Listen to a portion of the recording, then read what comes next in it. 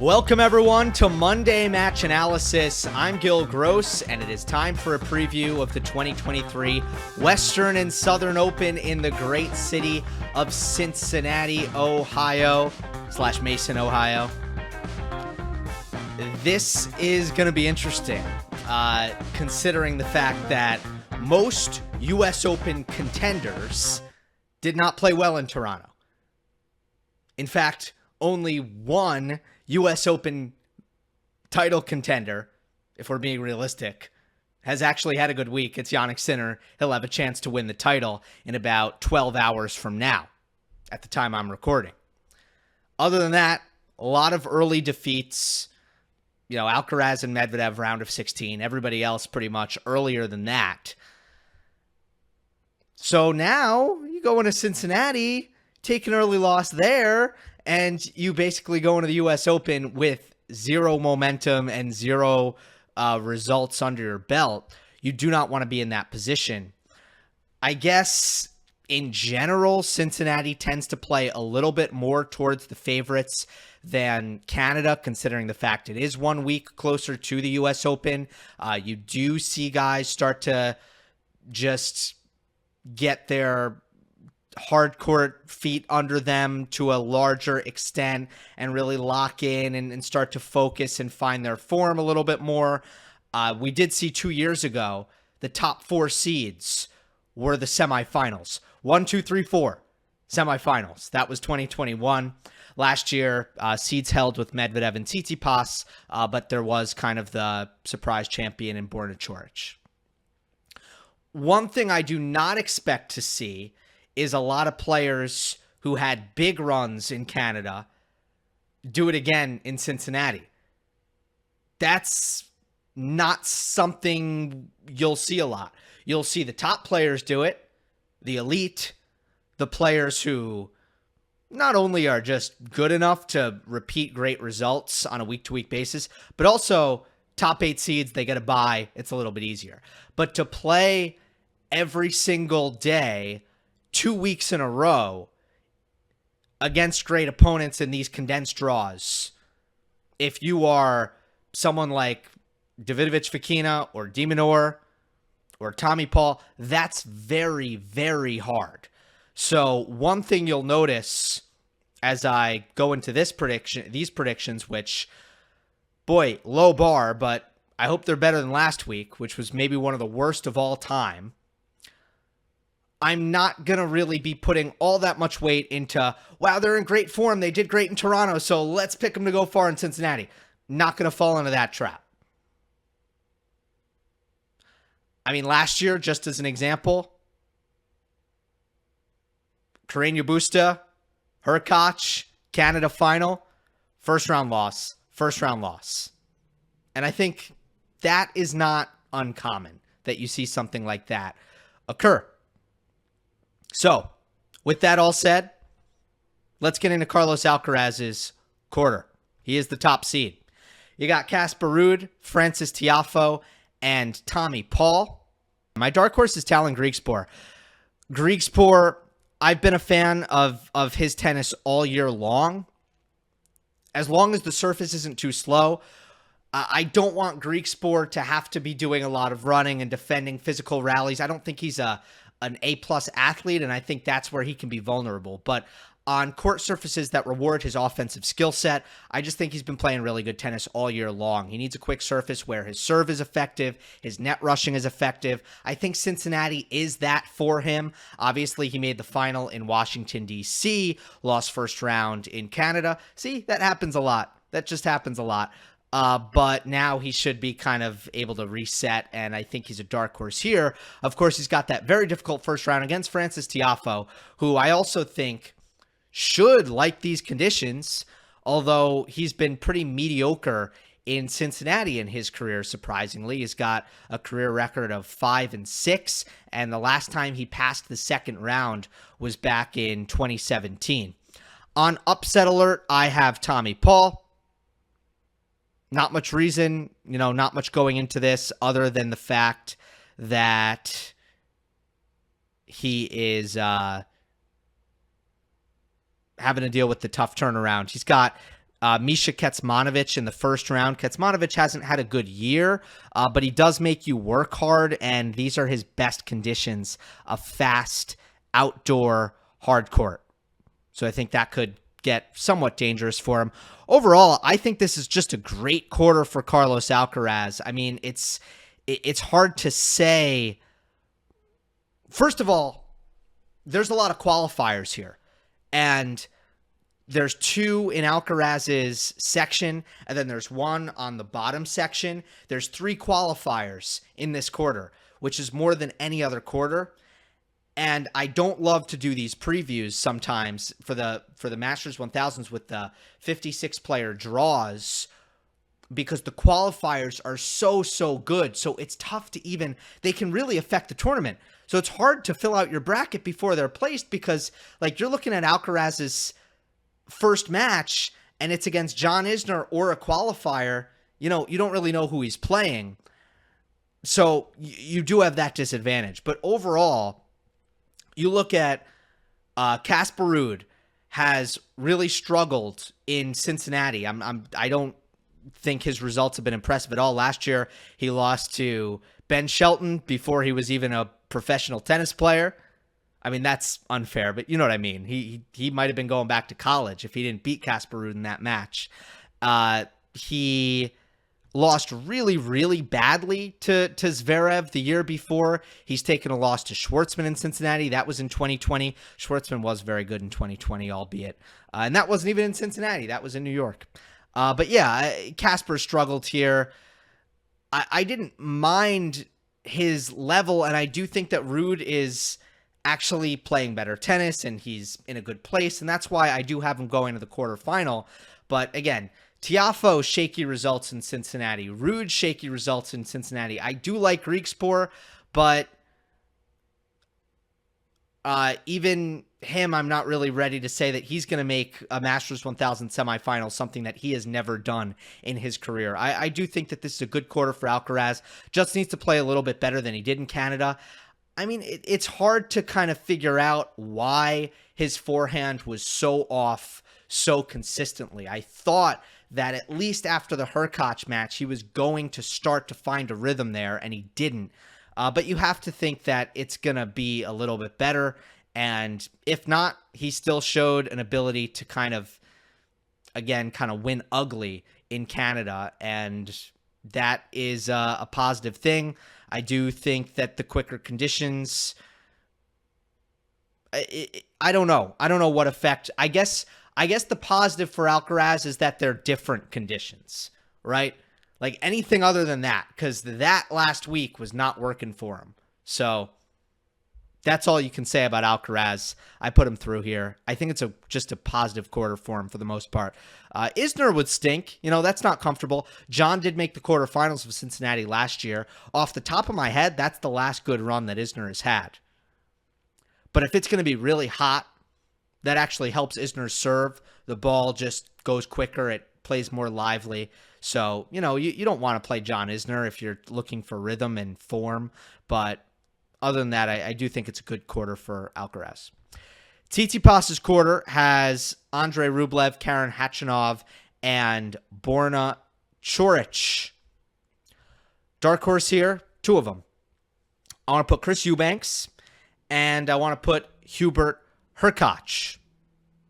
So Eubanks, first of all, has Ben Shelton first round. That could have been an early popcorn. I went another direction.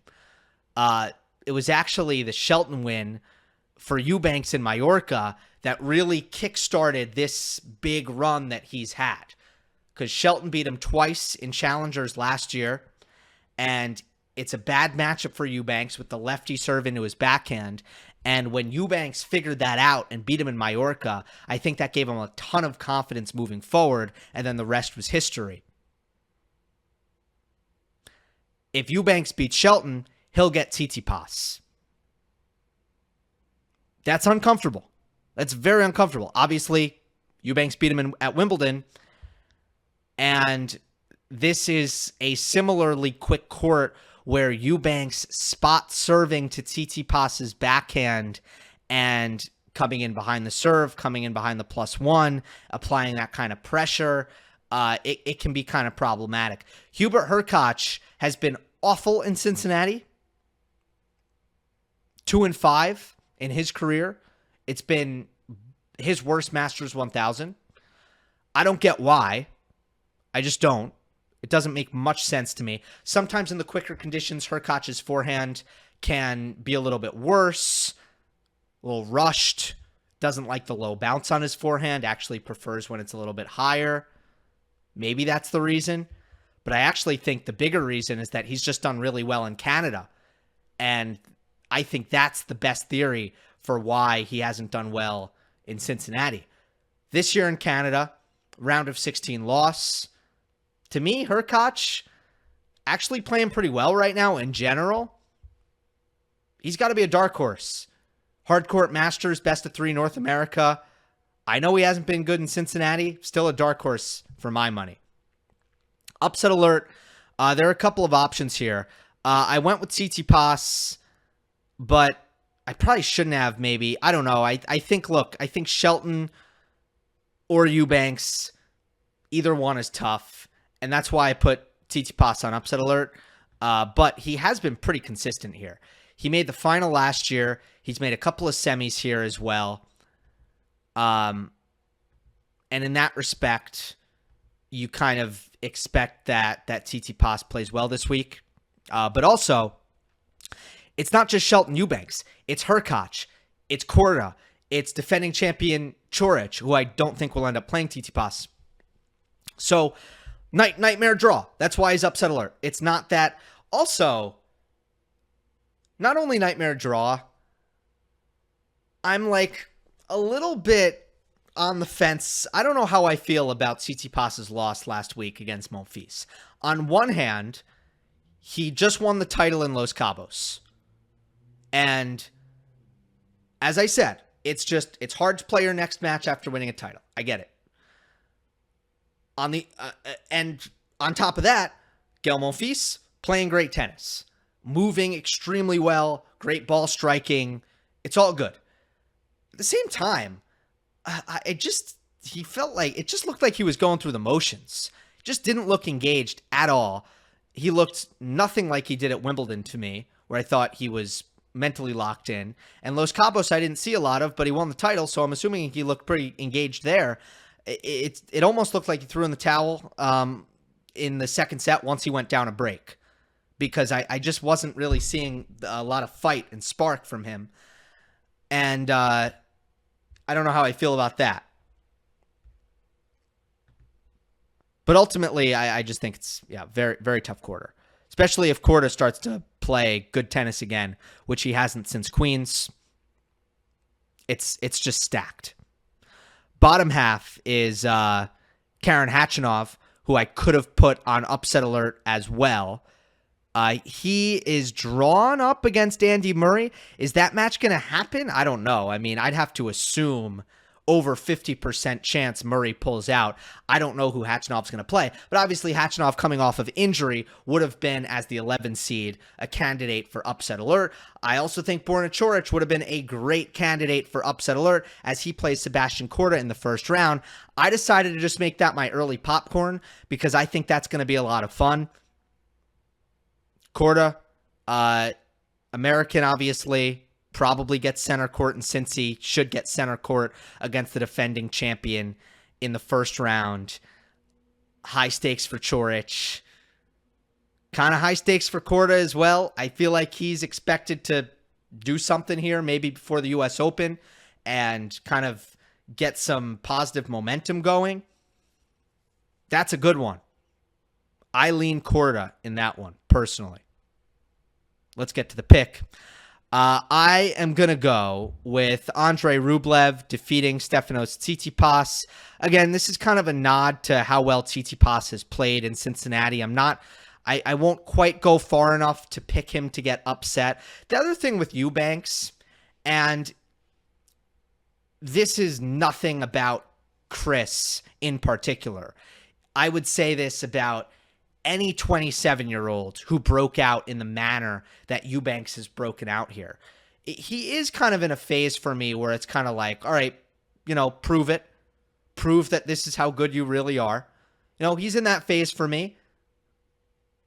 Again, it's nothing against him. It's anyone who's any player who's 27 years old and suddenly does what Eubanks just did, you're still going to kind of be in just a sample size thing. It's still a small sample size. That's all.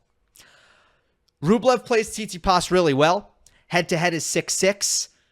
Andre's had really good results at Cincinnati throughout his career as well. Made the final in 2021. Made the quarterfinal in 2019. Beat Federer, which in 2019... Wait, that wasn't 2019, was it? Am I getting... I forget if I have the year right or not. I think it was 2019. Yeah, so, he's made some noise in Cincinnati. He likes these courts, and he does a really good job of attacking Tsitsipas's backhand. I just kind of trust Andre a little bit more right now. I kind of know what I'm getting from him a little bit less so than Tsitsipas, dare I say. At the same time, Rublev got beat pretty bad by Mackie McDonald last week. I didn't really see that coming. And I'm not really sure what happened. I missed that match. Didn't see it, to be completely honest. But I'm going Rublev over Tsitsipas. Let's go to Medvedev's Quarter. By the way, Rublev just has a better draw. And that's a big part of it. Let me quickly just say who it is. I mean, Rublev, Ruusuvuori are a qualifier. I mean, sure, Ruusuvuori can sometimes catch fire, but he's a good matchup against Rublev. And then you have Khachanov, Murray, Safiullin, Jari. Jari and Safiullin both kind of dangerous. But yeah, I mean, in comparison to the opponents that Tsitsipas has to deal with, I'm sorry, Rublev just has a much, much better draw. So that's another reason for going Andre. Medvedev's Quarter, you got Holger Rune, FAA, Felix Auger-Aliassime, and Alexander Zverev. My dark horse here is Grigor Dimitrov. Really have my eyes out on Dimitrov, who... He's just been super consistent, just quietly having the best year that he's had since 2017. And he's someone who's played historically really, really well in Cincinnati. Last time we saw him, it was the semifinals in Washington. The time before that, it was the fourth round at Wimbledon, where he gave Holger Rune a good match that was high quality. The week before that, it was quarterfinals at Queen's Club, losing to Alcaraz. The tournament before that, it was round of 16 at Roland Garros. Before that, it was final in Geneva. I mean, holy God. Then it was second round loss to Djokovic, second round loss to Alcaraz. The last time Dimitrov played a tournament and didn't either lose to an elite player or win more than 2 matches was literally Barcelona when de Minaur didn't even beat him. Dimitrov had to pull out with injury. That was a walkover. So you have to go back to Monte Carlo, where he lost to the second round against Yuri Lehechka. And then quickly, I am going to pull up his exact Cincinnati career stats because they're excellent. He won it in 2017, beat Kyrgios in the final. Lifetime 18-11. A very good record. Lost to Shapovalov last year in the first round. He's much better this year than he was last year. Year before, he lost to Medvedev, who ended up... Did he win it? I don't think he won it. No, he did not win it. He lost in the semis. Yeah, he lost to Tsitsipas in the semis. Okay, let's move on. Upset alert is FAA. Yeah, he has to play Berrettini. So, again, sometimes you just get in a rut. It's kind of hard to break out of it. Here now, he gets a bad draw. Felix has had some results in Cincinnati in the past. He did well last year. He made the quarters. He lost to Coric. But he's an underdog against Berrettini. I mean, that much is clear. Popcorn match, as I just kind of sung the praises of Grigor Dimitrov, he does have to play Alexander Zverev, or Alexander Zverev has to play him. I think it works both ways in this case. In the first round, that's my early popcorn, no doubt about it. I don't know if there were any other candidates. I mean, obviously, FAA Berrettini was a good candidate for early popcorn match as well. Daniil Medvedev could have an interesting first match. He'll play the winner of Dan Evans and Lorenzo Musetti. Evans is kind of just a very tricky matchup for Medvedev. And Musetti, Medvedev beat in Toronto, but Musetti's just he's playing really well. And that's just not a guy who you want to play in your first match in a tournament. Here's the deal with this quarter. This is mostly about draw. This is an unbalanced draw, and that is why my prediction is what it is. I have Holger Rune defeating Daniil Medvedev and advancing to the semifinal out of this quarter. Look, Rune took a loss to Marcos Giron first round last week. He hasn't done much on outdoor hard courts.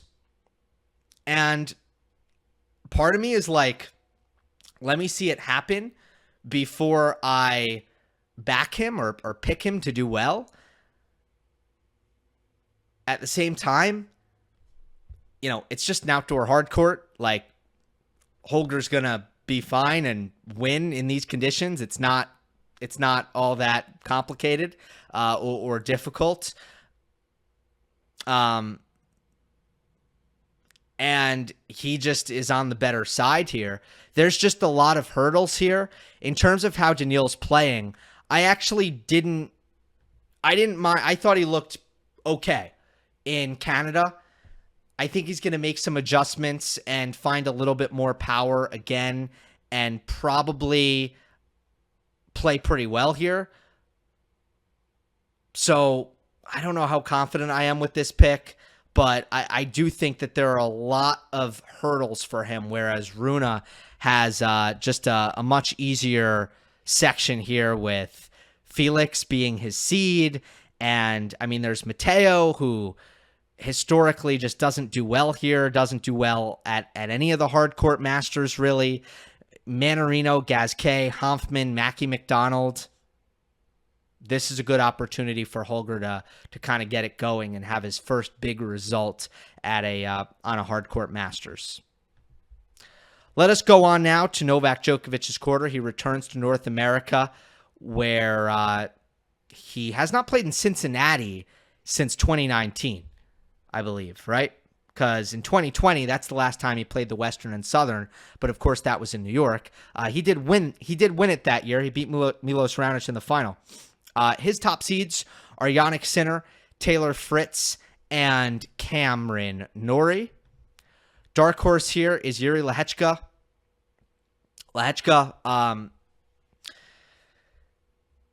is pretty dangerous on a quick court like this when he's making balls. I mean, his forehand is one of the more muscular weapons on the tour already. Also brings some good heat on his first serve. I don't think you want to play him. Upset alert is Jannik Sinner. Again, I think it's a tough turnaround here with being in the final in Toronto. Whether he wins it or he loses it, I think it will be tough to turn around and play. Who does he play here? Winner of Francisco Cerundolo in a qualifier. Lehecka and Fritz first round. That's an interesting one, by the way. Norrie versus Monfils first round. I went with that for my early popcorn. I'm really curious to see if Gael can keep winning right now. I really like how he's. I love how he looks physically. First and foremost, I just think he looks great physically, and that is gonna kind of, the rest will follow, because that's the concern at his age with his injury history. So I'm fired up for Gael, and I'm curious just to watch Norrie to see when he can kind of break out of this slump that he's in. Quarterfinal. I got Novak Djokovic defeating Taylor Fritz. Let's start with Fritz. Look, Taylor has played a lot of hard court tennis. Wins Atlanta, makes the semis in Washington, loses a tough one to Griekspoor. I think he was getting a little bit tired. And then last week, he loses in a third set to de Minaur, who's a pretty troublesome matchup for Taylor. So I'm not down on his level overall. I think he's playing pretty decent tennis, and I think he's going to be in rhythm here and wanting it really, really badly. He's good on the American hard courts, so I'm pretty confident in Taylor this week. And Novak, I expect Novak to do much better coming back here at Cincinnati than what we've seen him coming back in Monte Carlo, for example, where he struggled in past years. First of all, closer proximity to the U.S. Open, a fast hard court versus a slow clay court. I think it suits him more to come back on a faster hard court. Something tells me he's just going to hit the ground running here. That's my gut. I think he's going to feel that it's important to kind of send a message to the locker room that he's not going anywhere after the loss in the Wimbledon final. And Novak tends to be very aware of these kinds of things. So I think we'll get a motivated Novak and a Novak who's going to be fresh and feeling really, really good. Semifinals, Alcaraz defeats Rublev in 3 sets. Djokovic defeats Rune in 2 sets. And I actually didn't fill in the slide, so I'm going to have to verbal this. In the final, I believe Djokovic defeats Alcaraz in 3 sets. I think Novak will be fresher. We know how close it is likely to be between these two if they were to play in a final like this. And I think Novak comes back and he wins Cincinnati. At the same time, I'm not really feeling like this is likely. Alcaraz Djokovic final, although it is where my prediction went, I'm not feeling it, honestly. I think one of them loses. Djokovic coming off of a layoff, Alcaraz not looking all that good last week. It doesn't really feel like this is a super likely outcome. It feels like we're just in a moment right now where there are question marks about almost everybody, which is kind of exciting. Now, what does that mean for the U.S. Open? Maybe not much, because at the end of the day, if you look at what has been the pattern this year, the Masters 1000s have been very unpredictable. The majors, for the most part, there are exceptions, right? Like Tommy Paul, Australian Open semifinalist. For the most part, the majors have not been unpredictable. The majors have gone much closer to how you would expect them to go. But the Masters, not so much. It's just going to be fascinating to see who can find some form ahead of the U.S. Open, because it is valuable. You don't want to play poorly at both Toronto and Cincinnati heading into New York. It's not ideal, but it's going to happen to somebody, just given how last week went. Hope you enjoyed. Don't forget to subscribe. I'll see you next time.